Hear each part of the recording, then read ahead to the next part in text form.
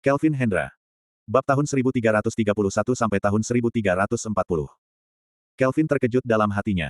Jika markas organisasi Zero berada di tempat berbahaya seperti ini, tentu saja mereka akan sulit ditemukan. Ketika itu, leluhur pedang juga sempat memperingatkan penjaga malam agar jangan pernah masuk ke dalam situs kuno. Selama bertahun-tahun, pengetahuan penjaga malam tentang situs kuno sangat terbatas. Sedangkan organisasi Zero sendiri tidak pernah kekurangan orang. Di dunia ini, sebagian besar kultivator rela melakukan apapun demi mendapatkan sumber daya kultivasi. Organisasi Zero hanya merekrut orang-orang yang sudah berada di tingkatan tertentu dan yang telah memberikan kontribusi pada mereka. Sementara para kultivator independen itu lebih memilih untuk mengambil resiko dan berseteru dengan penjaga malam daripada harus bergabung dengan mereka. Sebab, organisasi Zero jelas memiliki banyak sumber daya. Selama bertahun-tahun, organisasi Zero telah mengumpulkan banyak senjata spiritual tingkat menengah sampai atas, sekaligus metode kultivasi dari tingkat kuning sampai yang lebih tinggi. Selama mereka bergabung dengan organisasi Zero, mereka bisa mendapatkan semua ini, yang membuat para kultivator independen itu merasa sangat tertarik.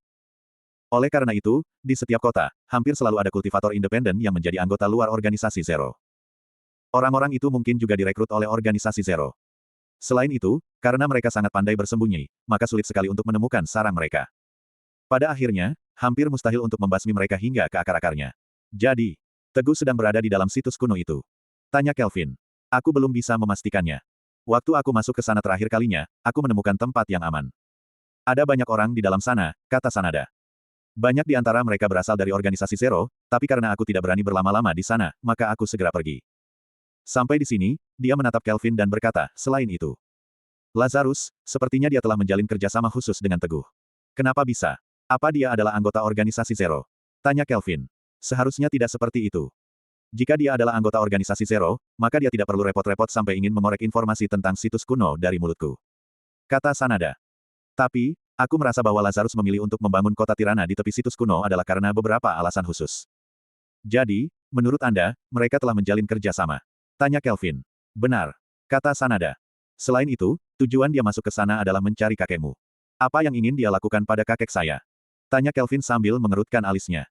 Seharusnya itu berhubungan dengan pembuatan pil, kata Sanada. Kalau begitu, apa dia juga ingin? Menyelamatkan kakek saya. Kelvin kembali mengerutkan keningnya. Sulit untuk dikatakan.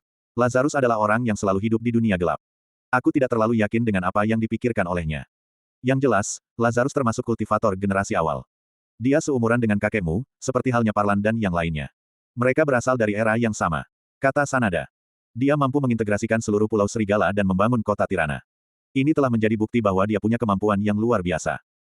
Kenapa dia tidak menembus ke tingkatan yang lebih tinggi, seperti halnya Parlan dan yang lainnya, adalah karena dia sendiri memang tidak ingin menembusnya, kata Sanada. Mendengar ucapannya, Kelvin kembali mengerutkan alisnya. Tentu saja, dia tidak terlalu peduli dengan jalan pikiran Lazarus. Dia hanya perlu menyelamatkan kakeknya. Jika ada kesempatan, dia berharap untuk bisa berhasil dalam melakukannya. Setidaknya, Kelvin perlu mencari cara untuk masuk ke situs kuno dan menemukan kakeknya. Setelah saya menyelamatkan Anda, saya harap ketika Kelvin berkata sampai di sini, Sanada sudah lebih dulu memotong ucapannya, aku berhutang budi pada kakekmu, 30 tahun lalu, saat mereka bertempur di Gua Perubahan, saat itu aku tidak hadir di sana. Kali ini, aku sendiri yang akan mengantarmu untuk menemukannya. Kelvin berkata dengan wajah riang, terima kasih banyak. Sambil berkata, sebuah kehendak pedang muncul dari tubuhnya. Kau adalah kultivator pedang. Sanada memicingkan matanya dan berkata, hati pedang. Kehendak pedangmu ini memang agak mirip dengan orang yang suka bertempur.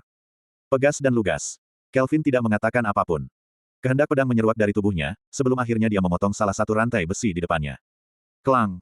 Di atas rantai besi, percikan api mulai bermunculan. Rantai besi itu berhasil dipotong menjadi dua. Bagaimanapun, pedang petir ungu merupakan senjata tingkat tinggi di urutan kelima. Hanya dengan satu ayunan, pedang itu mampu memotong rantai besinya. Selanjutnya, Kelvin mengayunkan 7 pedang secara berturut-turut. 8 rantai besi, semuanya patah dan terbelah. Huff! Kelvin menghela nafasnya.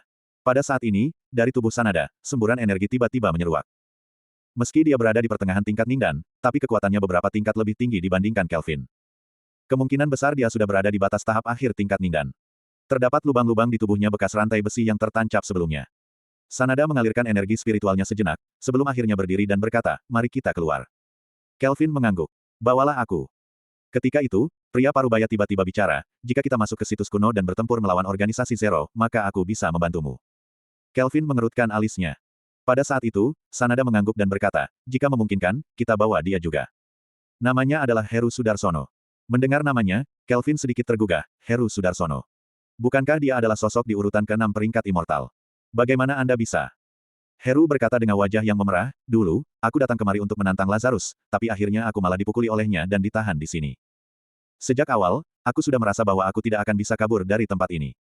Oleh karena itu, setiap harinya aku hanya melamun dan menghitung hari-hari yang terlewati.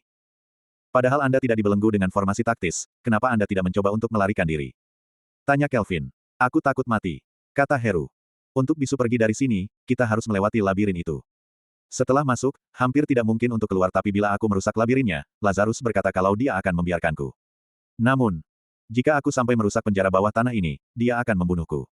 Anda takut dengannya? Tanya Kelvin. Aku sudah berada di puncak Ningdan, kata Heru. Tapi saat berhadapan dengannya, pedangnya tiba-tiba berada di tenggorokanku. Jika aku tidak menahannya dengan tanganku, mungkin aku sudah mati. Apa 30 tahun yang lalu, orang yang dikalahkan olehnya dengan satu serangan adalah Anda? Tanya Kelvin dengan heran. Heru mengangguk dengan canggung. Kelvin merenung sejenak. Dia punya 3 amulet tembus pandang di tangannya. Amulet tembus pandang pertamanya masih bisa digunakan untuk beberapa saat. Seandainya dia tidak menggunakan amulet tembus pandang sampai melewati labirin, dan baru memakainya ketika sudah berada di dekat pintu gerbang, maka mereka bertiga punya peluang untuk kabur.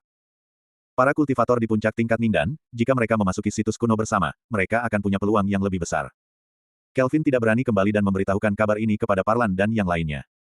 Jika mereka datang, tentu saja, segalanya akan lebih mudah. Namun saat itu, kerja sama antara keluarga Daryana dan organisasi Zero sudah semakin kentara. Jika Parlan dan yang lainnya datang, keluarga Daryana pasti akan memberitahu organisasi Zero. Apabila hal itu sampai terjadi, Kelvin tidak bisa membayangkan apa yang akan dilakukan oleh Teguh pada kakeknya. Kini tampaknya, jika dia ingin menyelamatkan kakeknya, maka dia hanya bisa mengandalkan dirinya sendiri. Dia menatap Heru dan berkata, baiklah. Mari kita pergi bersama. Dia langsung berjalan keluar dari sel tahanan. Orang yang berjaga di luar telah diatasi oleh Kelvin, sehingga mereka bertiga bisa langsung keluar. Ketika mereka melewati lantai 2 dan 3, semua orang yang ditahan di tempat ini sedang menatap mereka. Namun, kebanyakan dari mereka hanya mengejek. Mereka tidak percaya bahwa Kelvin dan yang lainnya bisa keluar dari penjara ini. Mereka bertiga akhirnya tiba di labirin. Kelvin mengeluarkan peta, lalu berjalan dengan hati-hati. Lagi-lagi, dia menghabiskan waktu selama 2 jam penuh. Selama itu, Kelvin juga memberikan perawatan sederhana kepada Sanada. Meskipun dia telah memulihkan tenaganya, tapi luka yang dialaminya cukup signifikan. Kelvin memberinya perawatan dan membalut lukanya secara sederhana. Namun, untuk pulih sepenuhnya, diperkirakan masih butuh waktu yang sangat lama. Mereka bertiga telah tiba di ruangan terakhir. Kelvin mengeluarkan 3 amulet tembus pandang, lalu memberikannya pada 2 orang lainnya, sambil berkata, sebelum menggunakan amulet tembus pandang, kalian perlu berpegangan pada bahu saya. Sanada mengangguk. Dia meletakkan tangannya di bahu Kelvin, lalu diikuti oleh Hera. Kemudian, mereka bertiga menempelkan amulet tembus pandang ke tubuh masing-masing. Kelvin memegang peta, bergerak dari pintu ke pintu sesuai dengan tanda pada peta. Tidak lama kemudian, ketika dia melangkah keluar dari pintu terakhir, saat itu pemandangan di depannya mulai terbuka dan tampak cerah.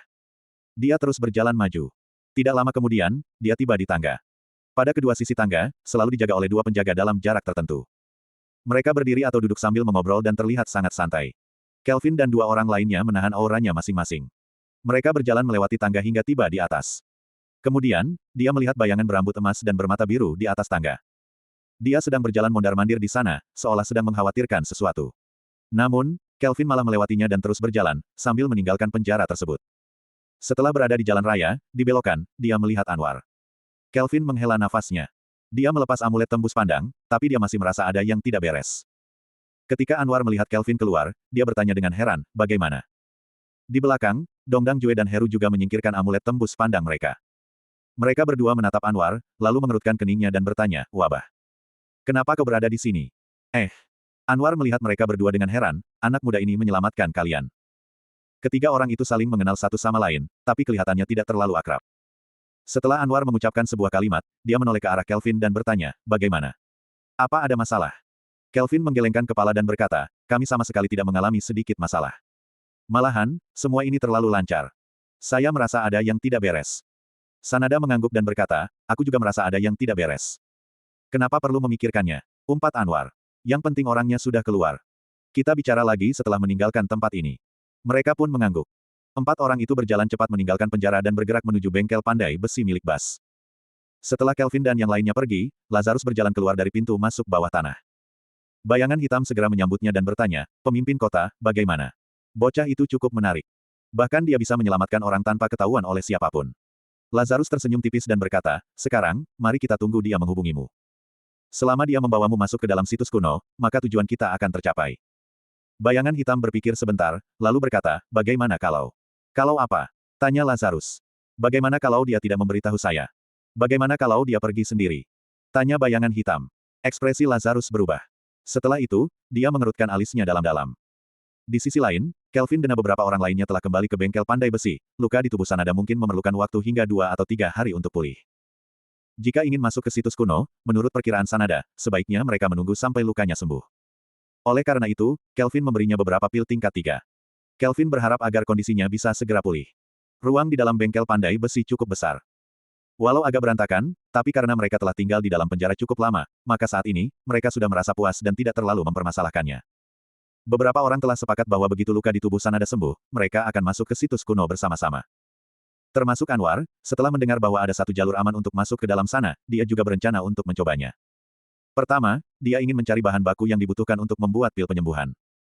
Kedua, seharusnya ada banyak harta karun yang tersimpan di dalam situs kuno. Jadi, dia ingin mencoba peruntungannya. Setelah dua orang itu merasa tenang, Kelvin pergi meninggalkan bengkel pandai besi. Dia kembali pergi untuk mencari Fiona. Setelah Fiona melihat Kelvin datang, dia bertanya dengan antusias, bagaimana? Apa Anda berhasil? Kelvin mengangguk dan berkata, orangnya sudah kubawa keluar. Jadi bagaimana? Tanya Fiona dengan mata bersinar. Apa kita punya peluang untuk masuk ke dalam situs kuno? Aku datang kemari untuk membicarakan ini. Kata Kelvin. Kusarankan padamu untuk tidak masuk ke dalam sana. Ekspresi wajah Fiona berubah saat dia bertanya, apa maksudnya? Apa Anda ingin menguasai semuanya sendiri? Kelvin menggelengkan kepalanya dan berkata, aku bukan orang yang egois. Setelah aku menyelamatkan orang itu, aku diberitahu bahwa di dalam situs kuno terdapat sebuah rute yang aman. Namun, dibutuhkan kekuatan di tingkat Ningdan untuk bisa melindungi diri sendiri. Jika kau masuk ke sana, maka itu akan sangat berbahaya. Saya tidak peduli meski mati sekalipun. Kata Fiona sambil menggertakkan giginya, jangan coba-coba mengkhianati saya. Kelvin mengerutkan alisnya dan menatap Fiona, aku benar-benar tidak bermaksud untuk mengkhianatimu. Kali ini, kau memang telah membantu banyak. Apa tujuanmu masuk ke situs kuno adalah untuk mendapatkan sumber daya kultivasi? Ya, kata Fiona. Kelvin mengeluarkan sebuah cincin penyimpanan dan melemparkannya pada Fiona, sambil berkata, ini adalah sebuah cincin penyimpanan. Di dalamnya terdapat 13 yang Lingdan, sekaligus sebutir pil Ningdan. Seharusnya sumber daya ini dapat membantumu sampai menembus tingkat Ningdan. Sebagian besar pil ini tersimpan di dalam cincin penyimpanan milik Yosa. Bagaimanapun, Yosa Daryana, sebagai sosok tempur nomor 2 di keluarga Daryana adalah orang yang kaya raya. Fiona merasa terkejut. Dia meraih cincin penyimpanan dan segera memeriksa barang-barang di dalamnya. Setelah memastikan bahwa Kelvin tidak menipunya, dia langsung terdiam dan menatap Kelvin, sebelum akhirnya bertanya, Anda benar-benar memberikan semua ini pada saya. Kelvin mengangguk dan berkata, peta itu benar-benar sangat bermanfaat. Jadi, aku perlu memberimu imbalan yang pantas. Bukankah kau bilang bahwa tujuanmu kali ini adalah untuk mendapatkan banyak sumber daya kultivasi? Nah, seharusnya sumber daya yang kuberikan padamu sudah cukup. Kelvin tertawa dan berkata, tentu saja, jika aku masih hidup dan bisa keluar dari situs kuno, saat itu kau bisa mempertimbangkan untuk menjadi muridku. Jujur saja, Kelvin benar-benar kagum dengan talentanya. Bakat Fiona dalam dunia kultivasi sangat bagus. Fiona berpikir lama, seolah dia telah berjuang untuk dirinya sendiri dalam kurun waktu yang sangat lama, tapi kemudian dia masih menggelengkan kepalanya dan berkata, walau saya sudah membantu Anda, tapi sumber daya ini masih terlalu banyak. Saya tidak bisa menerimanya. Kelvin menatapnya dengan kaget dan berkata, padahal kau selalu menggunakan sumber daya dari hasil curianmu itu, tapi begitu aku memberikannya padamu, kau malah tidak mau. Fiona berkata secara spontan, saya mencuri barang untuk menyambung hidup. Itu adalah cara saya untuk bertahan hidup, yakni dengan mengandalkan keterampilan sendiri. Ketika itu, Kelvin sempat kehabisan kata. Kalau begitu, sambutlah mastermu ini. Kata Kelvin. Jika aku berhasil keluar dari situs kuno, aku akan membawamu pergi dari kota ini. Ekspresi Fiona berubah saat dia bertanya, benarkah? Sungguh, kata Kelvin. Saat ini, identitasnya adalah sebagai penjaga malam. Jadi, dia tidak keberatan saat harus berhadapan dengan para penjaga portal, yang notabene berasal dari keluarga aristokrat itu. Seharusnya bukan masalah besar baginya jika ingin mengeluarkan dua orang. Duk. Fiona langsung berlutut dan berkata, Master, mohon terima salam dari murid Anda ini. Kelvin. Ini terlalu menyenangkan. Kelvin benar-benar merasa senang dalam hatinya. Bakat Fiona dalam kultivasi bahkan bisa dilihat dengan mata telanjang. Setelah bertemu beberapa kali dengan gadis itu, selain suka bersiasat dan suka mencuri, dia tidak punya keburukan lainnya. Karena kau adalah muridku. Kelvin tersenyum tipis. Terima saja pil ini dengan sukarela. Fiona sempat ragu-ragu sejenak, sebelum akhirnya mengangguk dan berkata, baiklah. Bagaimana dengan benih rohmu? Tanya Kelvin. Atribut api, kata Fiona. Kemudian, dia menjentikkan jarinya dan seberkas api muncul di ujung jarinya. Kelvin merenung sejenak. Kemudian, dia membuka mulutnya dan mengeluarkan pedang awan merah. Dia memberikan pedang awan merahnya kepada Fiona dan berkata, ini adalah senjata spiritual tingkat rendah, juga merupakan senjata spiritual pertama yang kumiliki. Ini adalah pedang terbang dengan atribut api. Seharusnya pedang ini akan membuatmu lebih kuat. Fiona terperanjat. Dia menatap Kelvin dengan ragu-ragu dan berkata, Master, hubungan kita adalah master dan murid, kan? Anda tidak akan memanfaatkan saya, kan? Kelvin berkata dengan wajah gelap, kutegaskan sekali lagi. Aku tidak tertarik dengan gadis berdada rata. Aku hanya menganggapmu sebagai muridku. Dan sekarang, aku sedang memberimu hadiah. Pada akhirnya, Fiona bisa bernafas lega, Anda benar-benar membuat saya takut. Jadi, saya perlu memastikannya terlebih dahulu. Kau tidak perlu lagi masuk ke dalam situs kuno. Kata Kelvin. Kau hanya perlu berlatih dengan tenang. Di kemudian hari, jangan lagi mencuri seperti itu. Teruslah berlatih dengan baik. Sebagai muridku, aku akan selalu memberimu sumber daya yang cukup. Baiklah. Kata Fiona dengan riang. Kelvin kembali mengingatkan gadis itu tentang beberapa hal, sebelum akhirnya dia pergi dari rumah Fiona dan kembali ke rumah Panji. Yang membuat Kelvin merasa terkejut adalah, hari ini, Panji tidak keluar rumah, melainkan hanya duduk di bangku kayu di halaman. Dia sedang menikmati rokoknya sambil termenung memikirkan sesuatu. Terdapat 7 atau 8 puntung rokok yang tergeletak di bawahnya. Kelvin melihat penampilannya, lantas bertanya dengan heran, Kak Panji, ada apa? Cahaya lampu yang redup menerangi kepala botak Panji dan membuatnya agak mengkilat, kau sudah pulang. Panji menatap Kelvin, lalu menghela nafas panjang dan berkata, sekalipun kuceritakan padamu, kau juga tidak bisa membantuku. Benarkah? Kata Kelvin. Paling tidak. Tok, tok. Tepat pada saat itu, suara ketukan pintu terdengar. Panji menghela nafasnya, lantas berdiri dan berjalan menuju pintu, lalu membukanya. Di luar pintu ada seorang pria parubaya berkepala botak yang sedang memegang pedang. Pada pedangnya terdapat sebuah labu anggur. Kelvin menatap orang ini dengan sedikit terkejut. Orang ini, ternyata adalah seorang kultivator di tingkat 7 pemurnian Qi. Di Pulau Serigala, sosok semacam itu seharusnya bisa dianggap sebagai sosok menengah. Namun, tampaknya nasib orang ini tidak begitu baik. Dia masuk ke halaman rumah, menutup pintu. Dan langsung mengabaikan Kelvin. Panji berkata sambil mengerutkan keningnya, apa yang kau lakukan di sini? Bukankah sudah kubilang padamu? Aku tidak setuju dengan hal itu. Apa katamu? Kata pria botak. Aku datang kemari untuk mengajakmu minum. Panji menatap labu anggurnya, lalu menelan ludah dan segera mengambil 3 mangkuk. Melihat Panji keluar dengan membawa 3 mangkuk, pria botak langsung mengerutkan alisnya, lalu menatap Kelvin dan bertanya, apa kau juga minum alkohol, kawan? Kelvin menggelengkan kepalanya. Pria botak itu akhirnya menghembuskan nafas lega. Dia mengambil labu anggurnya, lalu menuangkannya sedikit ke mangkuk. Panji juga menunangkan minuman itu. Bersulang. Kata pria botak sambil mengangkat mangkuk. Panji mengangguk, mengangkat mangkuk dan menenggak minumannya. Setelah itu, dia mengusap mulutnya. Kelvin melihat mereka berdua dalam kondisi seperti ini. Mereka berdua tampak bodoh. Anggur di dalam labu itu bukan anggur spiritual atau semacamnya. Tentu saja, di mata orang biasa, itu dianggap sebagai anggur yang bagus. Yang jelas, pria botak yang datang kemari bukanlah salah satu bos besar. Apa kau benar-benar tidak ingin mempertimbangkannya? Tanya pria botak. Misi kali ini, jika kau bisa menyelesaikannya, kujamin kau akan punya kesempatan untuk membalaskan dendam ayahmu. Aku akan mempertimbangkannya lagi. Kata Panji sambil menggigit bibirnya, apa aku boleh menjawabnya besok siang? Bagus. Kata pria botak itu. Pikirkan baik-baik. Setelah itu, dia berdiri dan berkata, kalau begitu, aku akan bertanya pada yang lainnya. Kelvin merasa orang ini agak aneh. Dia masuk ke dalam rumah, meminta Panji untuk minum setengah mangkuk anggur, lalu pergi begitu saja. Setelah dia pergi, Kelvin pun bertanya, Kak Panji, siapa dia? Kenapa dia mencarimu? Panji tersenyum getir dan berkata, bukankah kau baru saja bertanya tentang apa yang membuatku bingung? Baiklah, aku akan memberitahukannya padamu. Kelvin mengangguk dan berkata, katakan saja. Apa kau juga merasa bahwa seorang kultivator sepertiku, yang bekerja sebagai sopir, sangat memalukan? Tanya Panji. Kelvin menggelengkan kepala dan berkata, saya tidak malu dengan Anda. Namun, setelah saya memperhatikan situasi di sekitar, saya melihat bahwa para kultivator bisa hidup dengan lebih santai dan mendapatkan pendapatan yang jauh lebih besar daripada sekedar menjadi sopir. Bukannya aku tidak mau melakukannya, tapi aku tidak bisa. Kata Panji sambil mengeluarkan sebatang rokok. Dia menyalakan rokoknya dan berkata, aku hanya bisa melakukan ini. Kalau tidak, aku akan dibunuh. Apa maksudnya? Tanya Kelvin. Panji menarik nafas panjang. Diam-diam, dia menghisap sebatang rokok, seolah tenggelam dalam lamunan tak berujung. Kemudian, dia bergumam pelan, jangan melihatku dalam kondisi yang hancur seperti sekarang, karena dulu, aku pernah menjadi anak orang kaya di Pulau Serigala. Ayahku adalah salah satu sosok di tingkat roh terkuat di tempat ini. Pada saat itu, kami juga termasuk salah satu keluarga terpandang. Kata Panji. Ketika itu, aku merasa sangat bangga dan percaya diri. Kelvin sedikit tergugah dalam hatinya saat dia berkata, jadi, apa yang terjadi pada ayah Anda? Kata Panji. Suatu ketika, salah satu kelompok papan atas di kota Tirana tiba-tiba menantang wilayah kekuasaan ayahku. Tentu saja, ayahku menyambut tantangannya. Namun, saat berduel melawannya, seorang kawan kepercayaan ayahku malah mengkhianatinya. Dan diam-diam membunuh ayahku. Kelvin merasa terkejut dan berkata, bagaimana itu bisa terjadi? Hahaha. Panji mengejek dan berkata, di kota ini, hal seperti ini sangat biasa. Ini adalah sesuatu yang sangat normal. Sialnya, ini terjadi padaku. Lalu, tanya Kelvin. Lalu, ibu dan adik perempuanku dijual ke bar. Karena mereka tidak mampu menanggung semua itu, akhirnya mereka berdua bunuh diri. Kata Panji. Saat itu, aku menjadi sangat marah dan ingin menghabisi orang-orang itu. Akan tetapi, ternyata mereka malah menusuk dadaku dan membuangku ke hutan. Beruntungnya, aku masih hidup dan selamat. Saat aku kembali ke kota Tirana, kata Panji sambil tersenyum getir, wilayah ayahku sudah jatuh ke tangan pengkhianat itu. Dia tahu kalau aku sudah kembali ke kota dan membuat sebuah pengumuman yang menyatakan bahwa tidak ada satu organisasi pun yang boleh mempekerjakanku. Dia hanya memperbolehkanku untuk melakukan beberapa pekerjaan dasar. Jika aku sampai mencoba pekerjaan lainnya, maka dia akan merenggut nyawaku. Panji tersenyum getir. Karena itulah, kau melihat kultivator sepertiku hanya bisa menjadi sopir, tanpa pernah punya sumber daya untuk berkultivasi.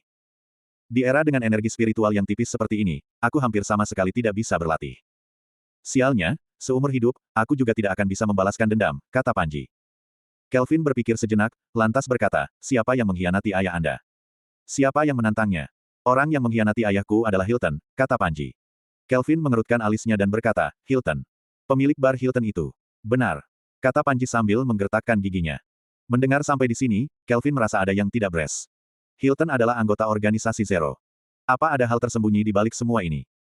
Panji menghela nafasnya dan berkata, jika Hilton tidak menyerang ayahku secara diam-diam, dan kalau menimbang dari reputasi ayahku waktu itu, maka dia pasti bisa memenangkan duel tersebut. Bagaimanapun, ayahku adalah seorang alkemis tingkat 3. Kelvin merasa tergugah dalam hatinya. Dia bertanya secara spontan, kapan itu terjadi? Kira-kira 6 tahun yang lalu. Kata Panji sambil tersenyum getir. 6 tahun yang lalu, seorang alkemis tingkat 3 dibunuh. Pikiran Kelvin berputar cepat. Ketika itu, dia merasa bahwa situasi ini ada hubungannya dengan keluarga Daryana yang ingin menguasai pasar obat. Diperkirakan bahwa anggota organisasi Zero dan keluarga Daryana telah menemukan ayah Panji, tapi karena ayahnya menolak untuk bekerja sama, mereka pun membunuhnya. Sedangkan untuk sosok yang mengajak duel ayah Panji, diperkirakan juga berasal dari organisasi Zero. Sambil memikirkan hal ini, Kelvin menghela nafasnya dan bertanya, lantas, apa yang terjadi barusan? Orang tadi. Dia dipanggil sebagai botak, kata Panji. Situasi yang dialaminya mirip sepertiku waktu itu.